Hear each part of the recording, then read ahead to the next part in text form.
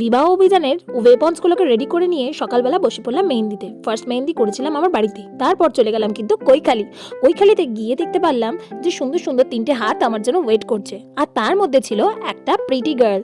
আর তার হাতে যখন মেহেন্দি পড়াচ্ছিলাম, ডিজাইনটা কিন্তু ছিল দারুণ ইউনিক। ছেলে আমার মনে হয় কোনো আর্টিস্ট যখন একটা সুন্দর ডিজাইন পায় আর তার সাথে যদি পায় একটা সুন্দর হাত, সেটাকে যেন আরো সুন্দর করে তোলার প্রচেষ্টা করে। আমিও ঠিক তাই করছিলাম, মিষ্টি বনুর হাতটাকে সুন্দর করে মেহেন্দি দিয়ে জাস্ট ভরিয়ে দিচ্ছিলাম, আর এই ভিডিও ক্লিপসগুলো তুলে দিচ্ছিল তার বনু।